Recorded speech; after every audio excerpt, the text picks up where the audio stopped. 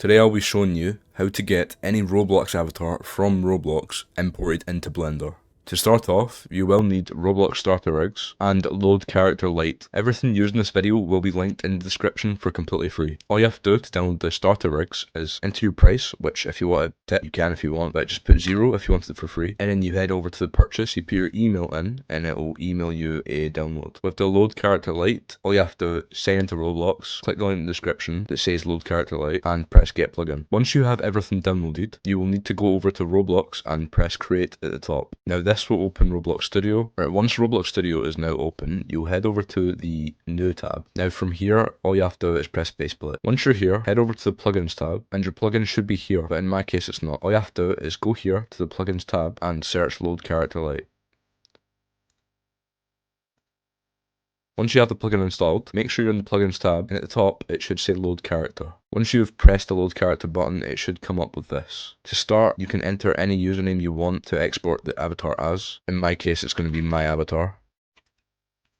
There I am. Make sure you check spawn at origin, and then press spawn R6. Once your character has now spawned in, head back over to the home tab and press select. Select the spawn point, which is this plate right here, and just press delete. And now you have just your avatar here. Come back over to the home tab and select move, and then select your character. Once you've selected your character, you want to position it so their feet is just touching the ground. Now you've positioned your character, just click in empty space to deselect everything. Once you've done all that, head over to the Explorer tab. You'll see your Roblox username that you've inputted. You want to open that and then select all the accessories by holding control and clicking.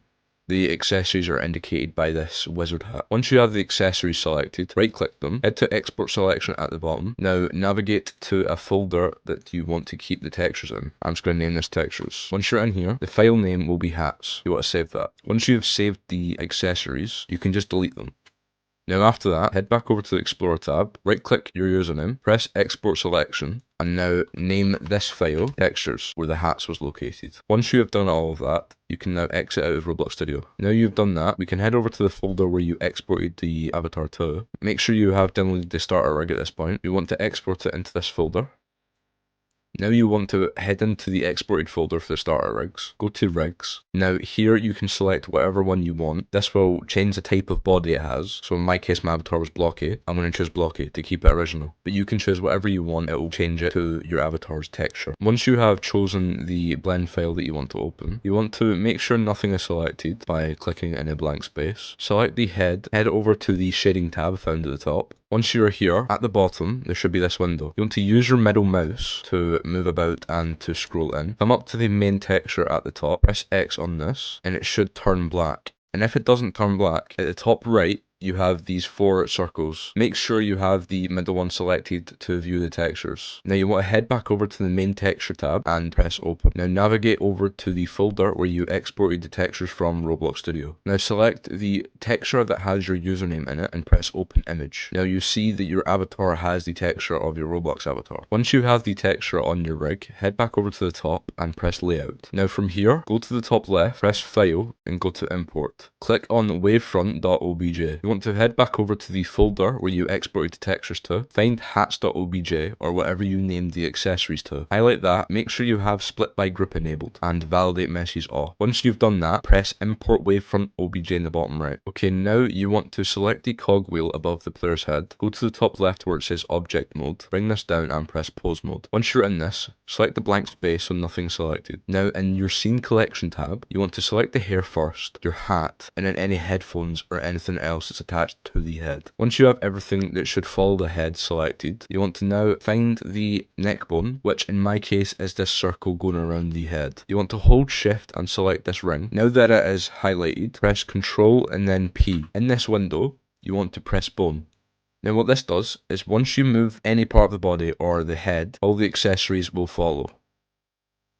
And for any like back blings or anything on your back that should be following the back, you want to do the exact same thing by selecting the back accessory, and then while in pose mode, selecting this middle bone at the top here, and then pressing Ctrl B and parenting it with the bone. Now everything should be done with the accessories being attached to your player model. If it's not, go back and repeat the steps. Now at this point I recommend saving your model. To do so, head to the top left, File, and then Save As. You can save this file anywhere. I'm going to save it in this folder. You can name it whatever you want. I've named it my Roblox avatar's name, and then press save as. Now you have your avatar saved. At any point, you can go back to that folder where you saved it, find the blend file, double click, and it will open where you last were. Now moving on to animation. To start off, you want to add a camera. To add a camera, you can press Shift and A and head down to camera. Another way of doing this is going in the top left and pressing add and then camera. Once you have your camera, you can press G and move it wherever you'd like. In my sake, I want to have two windows, one for viewing the model and one for viewing the camera. To do so, you want to head to the edge of a window. Once it shows a white crosshair like this, drag and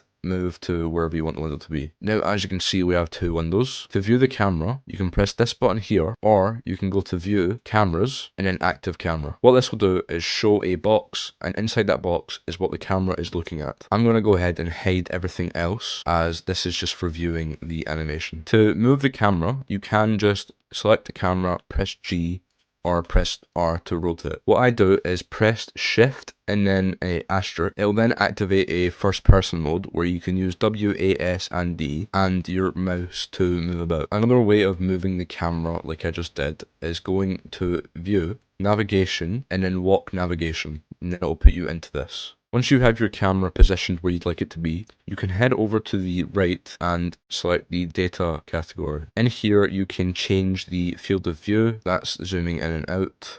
And the next thing you probably want to do is add lighting. As you can see, it's just bland and it's lighting up the whole character. To see what's being rendered, you want to go to the top right of a window. These four circles indicate if you want to see the mesh of a character. No textures, textures, and the render. Now this will show all the lighting and anything else you have in the scene. To add lighting, it's similar to adding cameras. Press Shift A and then head over to light and select the type of light you'd want. In my case, I'm going to import a area. To move it about, you can use G. To rotate, you can double tap R. And then to scale it, it is S. If you'd like to change how bright it is, or the color of the light, head over to this light bulb tab on the right and change the power. As you can see, it does change how bright the light is, casting it on my character. You can change the color by selecting this color tab and changing it to whatever color you'd like. I'm going to add another light, and by doing that, I will just press Shift A again, light, and an area. I'm going to position this one behind the character to cast a shadow on the back. As you can see, our character is now all lit up.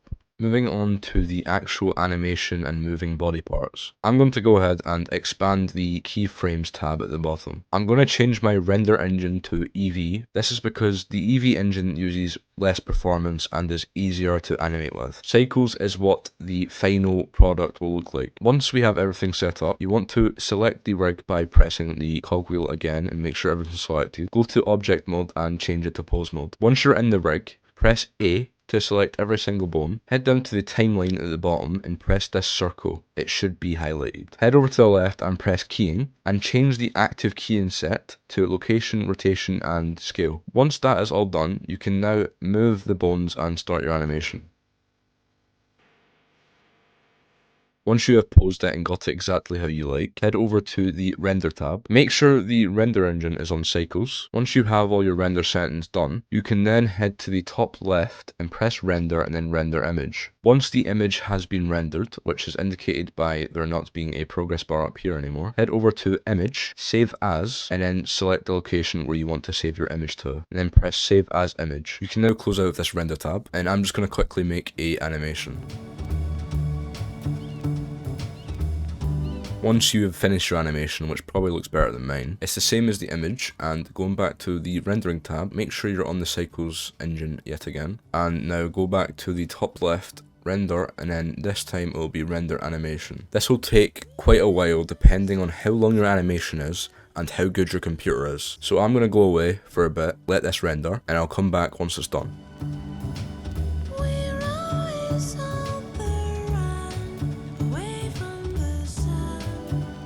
Alright, it is done. That took a while. But that concludes this video. If you have any questions or you're struggling with anything, feel free to ask in the comments. I'll try reply. I don't know when, but I'll try. Possibly another video coming out to do with animation. I don't know yet. I still need to get my own skills up before I start teaching. But hope this video helped, and goodbye.